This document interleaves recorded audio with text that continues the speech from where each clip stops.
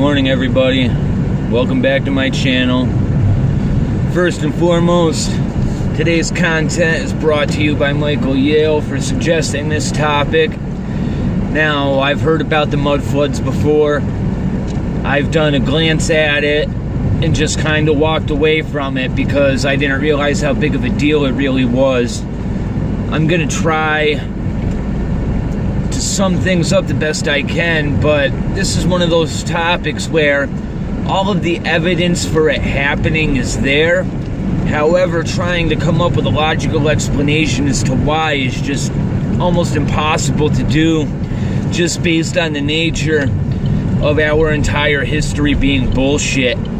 They haven't told us anything about where we come from, why we're here, and what our purpose for existence is. And the more and more you look at the natural world around you, the more and more you'll realize that our history is being hidden from us. And I think the real answer as to what's going on may very well lie beneath our feet.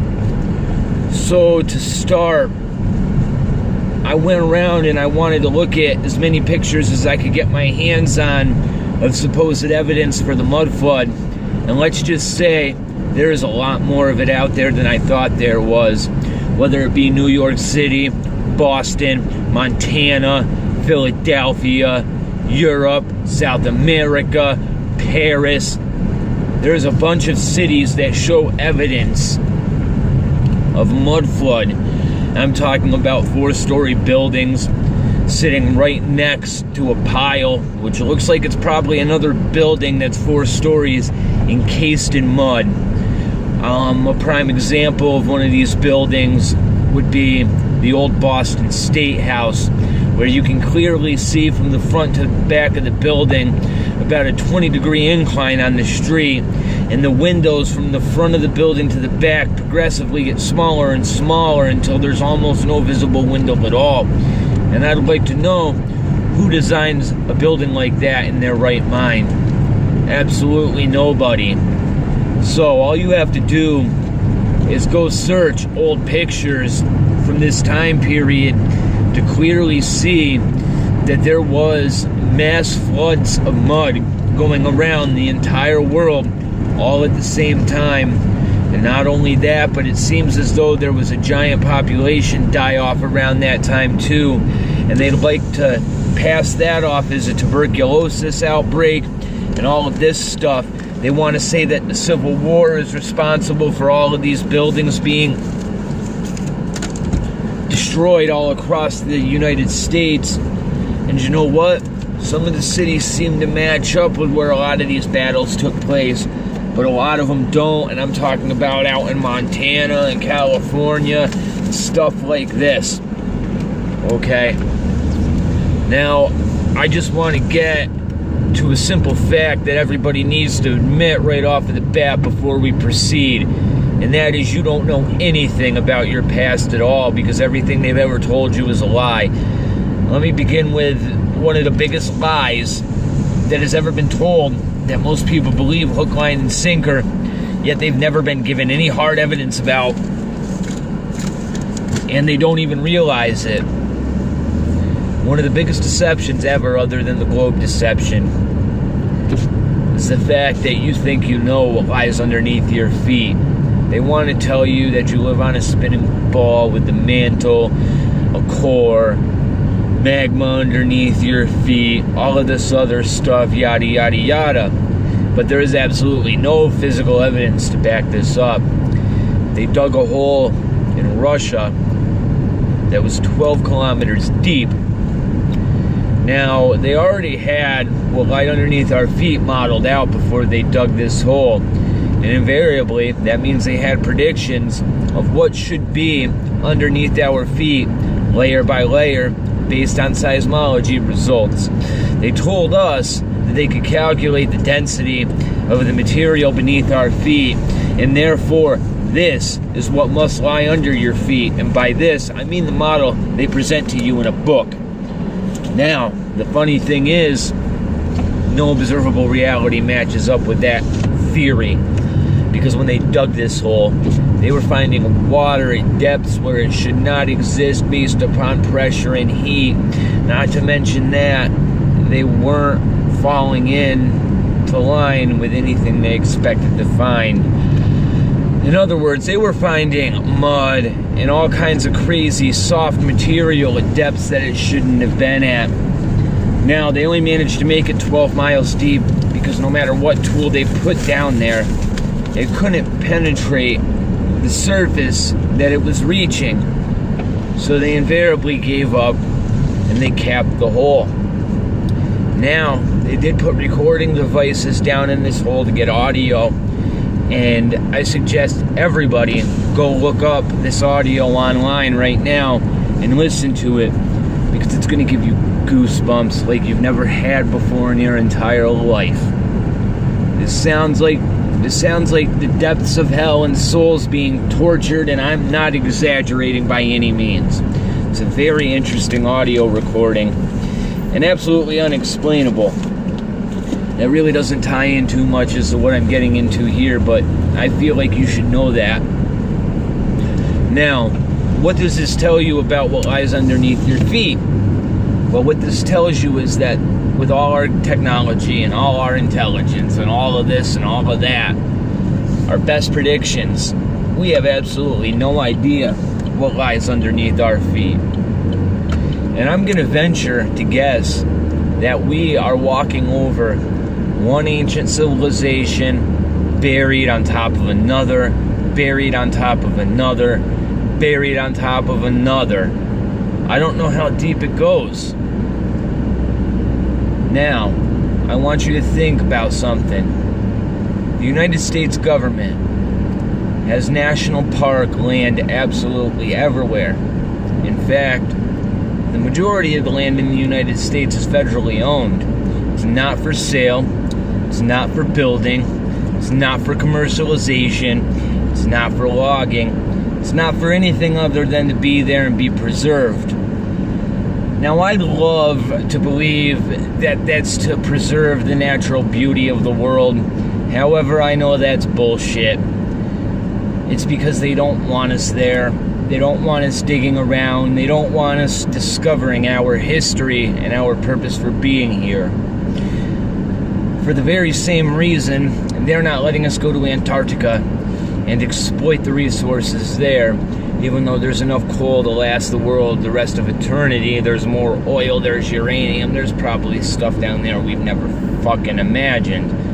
Well, I bet you there's stuff underneath our feet that we've only imagined. Now, what I find very interesting is I live in Massachusetts, right near a summit called Mount Sunderland. Hadley, Massachusetts, right where my mom lives. She lives about a quarter of a mile away from this place, so in her town, you drive down Route 47, you cross the town line into Sunderland, and you're looking right at Mount Sugarloaf as you cross over the town line.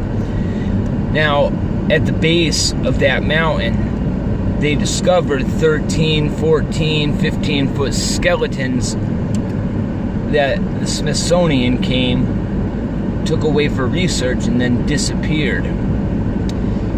Now, why are there 13 to 15-foot skeletons being discovered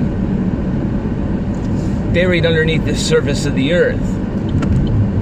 Not only that, but why do we have no historical record of this besides vague mentions of it, and then the evidence just happens to disappear? What if our ancestors were living side by side with the civilization that preceded them? There's not a lot of arguing the fact of giants. Now, I'm not talking about the mud floods of the 1800s here. I'm talking about prior to that. Okay? Because if you look at the mound buildings all over North America, we want to think that they piled this dirt on top of tombs that they constructed. And we just so happen to have these intricate mounds all over the place. Well, we do. We have mounds of dirt everywhere. But what if this can lead us in the right direction as to why the mud floods of the 1800s happened? So what if these people, these giants, what if their time was up? What if they had to be gotten rid of in order for the next cycle to progress? And what if some of these giants managed to escape the mud flood? Hear me out here for a second. If you read accounts from our past, the history that did make it, the history that's been covered up but still exists, if you do enough digging, you will see accounts of people as tall as 11 feet living side by side with our ancient ancestors. And it wasn't a rarity. Well, it was rare, but it wasn't as rare as one would imagine to see somebody as tall as 8 feet. There's records of this all over the place in ancient Rome about gladiators standing 8 feet tall.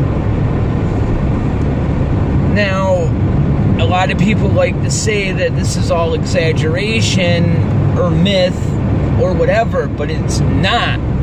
These people were very serious.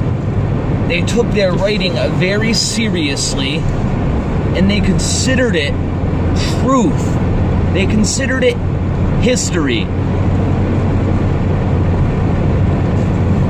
So let's just take them at their word and realize that yes, there was a civilization of what we would call giants. And as history goes backwards, the records point to the fact that people lived longer and longer the further you go back, and were taller and taller the further you go back. Now, I don't want to push my beliefs on any of you, but I'm going to tell you what I believe, because it's the only way you're going to understand where I'm coming from here. And the only reason you're going to be able to understand why it's so easy for me to come to the conclusion that not only was there a mud flood in the 1800s, but there was several mud floods that preceded it. And that we are on a cycle. And that mud flood, the most recent one, not only was it not the only one that happened, there is more to come, because it's happening right in front of our eyes and most people don't realize it. Okay. So what if these people had to be gotten rid of? Now the Bible tells us about the Great Flood that got rid of one bloodline. And then you had another catastrophe after that. Right? So all I'm saying is, this class of people, this race, was destroyed for one reason or another. And who am I to question why? I don't know why, but the evidence that they existed is there, and the evidence that they were probably taken out by a mud flood is also there, because these monolithic structures in these temples that were built, that have been covered up in layer and layer and layer and layer of earth, don't make any sense unless they were buried. Now, the mound people, it's not too far of a leap to come to the conclusion that those structures were built prior to the earth coming in and settling on top of them. Okay?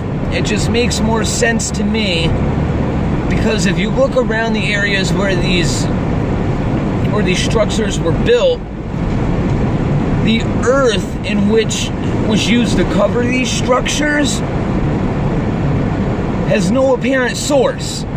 You don't see a hole somewhere where they took all this dirt to cover their mounds with, which leads me to believe that it came in, covered up the structures, and then leveled out around it. Mud is not like water. So when mud goes over a structure, it'll stick, it'll adhere to it, which will give you the mound shape. And when I mentioned that some of these giants may have survived and carried on, just look at how we still have reports of Bigfoot today, okay?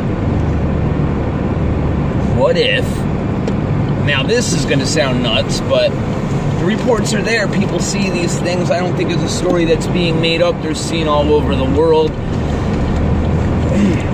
fact, even one of them, his nickname is the Mud Ape.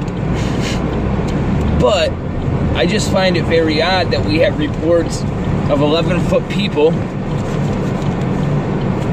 that had Neanderthal characteristics, that were very hairy. In fact, there's a Ukrainian family that has DNA in them that points to them actually being what we would call Bigfoot, which is nothing more than somebody who has more Neanderthal DNA, troglodyte DNA, than the modern human being, than me and you, the Homo sapien.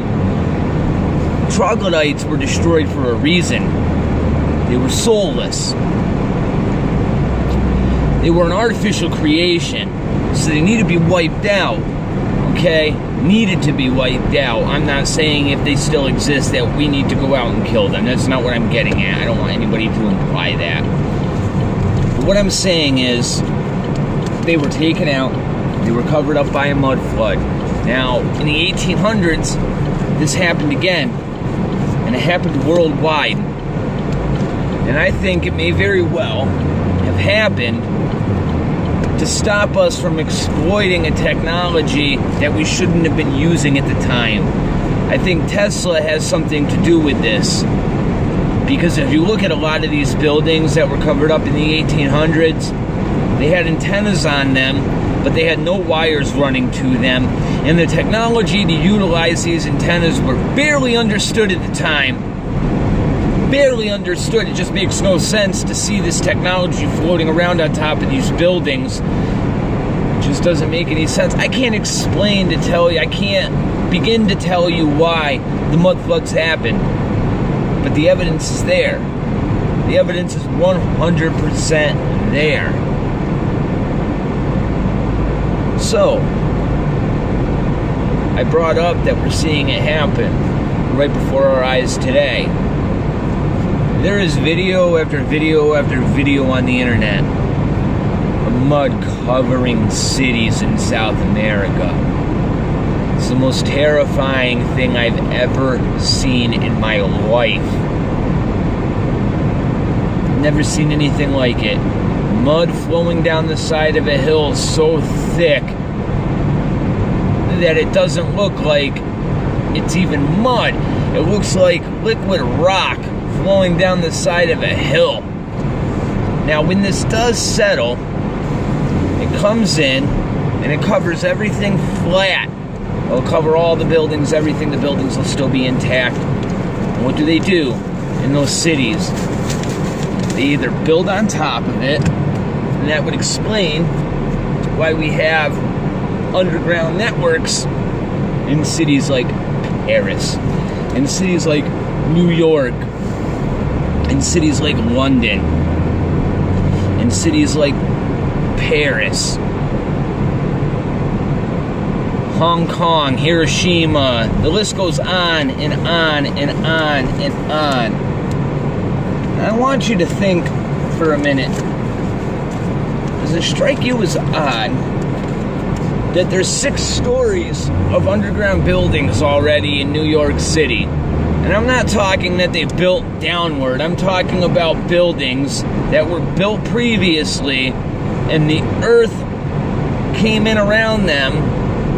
They paved over built another building on top, etc., etc. How did all of that land get there? How did all of this earth just show up in less than 300 years? How is there 6 stories of underground networks in New York City? Doesn't make any sense at all. The same with Boston. A lot of those buildings in Boston, like I said, they're on a 20-degree slope or whatever, and you can clearly see that the foundation, if you go into the buildings and you look at the foundation does not come up to ground level. You have the foundation, then you have brick. They have about 7, 8, 10 feet of brick in some places before it meets the ground. It's not how they built foundations back then. It makes absolutely no sense at all. Why is there no recorded history of all of this? What are they hiding from us? How did they manage to do it? How did they manage to hide the fact that there was mud floods all over the world and just erase that history? It doesn't make any sense at all to me. Look at the Paris catacombs. They like to say that those bodies came from the Black Plague. What if they came from a flood? What if those were all the skulls that they found while they were digging out Paris? It would explain a lot. It would explain a lot. You have all of these underground buildings in Southeast Asia, in Africa, Ethiopia especially.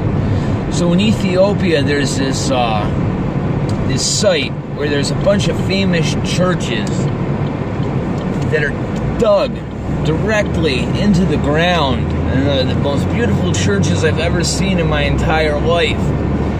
And they say that these people went out there and they just decided to start digging downward.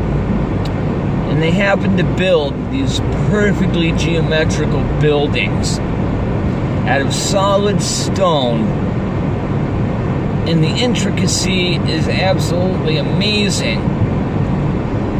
Now, the technology that they're telling us they used to do this makes absolutely no sense at all. It would have taken an astronomical amount of time and effort, and not only that, these buildings are in some of the most inhospitable places you could imagine. You're not going to want to be out there digging in that kind of environment. Or chiseling anyway. They dug it.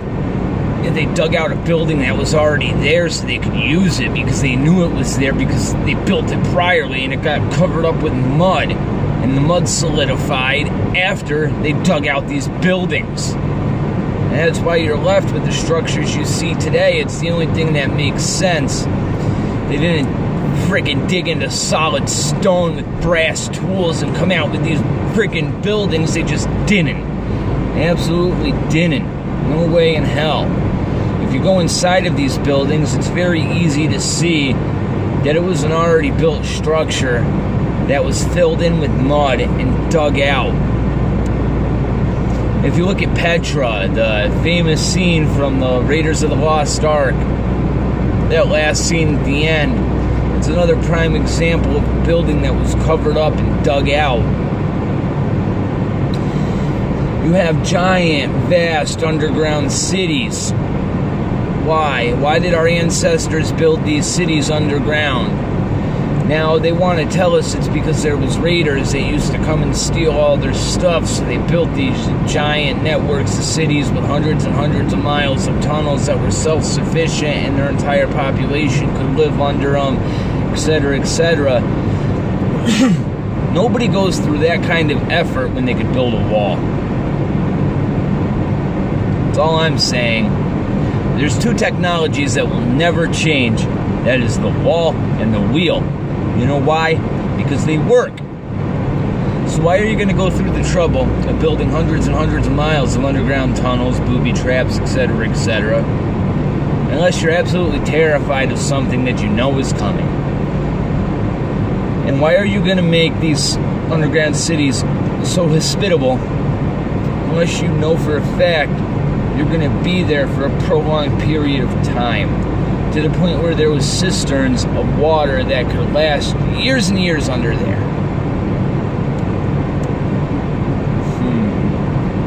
Well, maybe somebody knew that everything was going to be covered, and they dipped out until the event was over.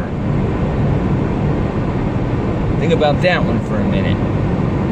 What is the human fascination with building underground? Think about it, man. It's in our DNA. It's one of the greatest activities all of us will love doing when we go to the beach. Hell, we dig. What if the human fascination with digging is the fact that it's ancestral memory? What if it's a sign? What if it's a way to tell us you need to be looking underneath your feet? I don't know, man. Michael, I love you and hate you because you opened up one of the biggest deceptions ever for me other than the globe lie, man. And I think that this may very well hold the key for just about everything. And by that, I mean, if we can figure out why this happened, no, the why really doesn't even matter. If we can figure out how this happened, and I'm pretty sure it has to do with liquefaction, turning the ground into quicksand underneath your feet. Now, maybe this wasn't a flood. This is another idea. Maybe this wasn't a flood. What if the ground underneath these buildings turned into a liquid and the buildings just sank? It's another thing you have to think about. New York City and Boston, for example, Tesla was experimenting with Tesla coils in these areas. What if he turned this Tesla coil on, right? And he turned the ground into liquid, and everything around him sank. Maybe that's how it happened. Maybe it was just a big accident, but that doesn't explain why it's happened in the past. I don't know. I just think it's something everybody should really look into and think about, because if nothing else, some of those pictures are absolutely amazing to look at. And it lets you know that our history isn't what they've told us. And here's another example of that. There was Englishmen that supposedly went to Rome in a time period where they were supposed to have all of these structures visible, like the Colosseum, the Parthenon. All of this stuff was supposed to be there, right? Now this explorer goes there to document what's going on. He gets there, and none of these structures exist. This is recorded. Now, of course, it's hard for you to find this information, but he clearly documents that none of these structures exist in the time period they're supposed to. I don't think he was there looking for the structures, but he wrote down what he saw, and the civilization that was supposed to be there wasn't there. But the structures, we can clearly see them built today, right? Here's a question for you. What if the ancient Romans didn't build Rome? What if they dug it out? What if somebody was stumbling along one day, and they stubbed their toe, they looked down and realized that, hey, this doesn't look like a natural shape, and they started digging. And they found one of the greatest discoveries they could have ever hoped to have found. So they kept digging. Let's just say they dug out the Colosseum, for example. Right? Let's just say that. Then you build this entire city around it. I don't know. Makes some sense to me. It just... I don't know what to believe anymore, man, because I've been lied to about everything. So I'm not saying that I have the answer for anything, but at the same time, I'm going to make the best guess I can. Just look at the world around you with open eyes, man. I want to say thank you to Michael for suggesting this topic. And I look forward to getting more.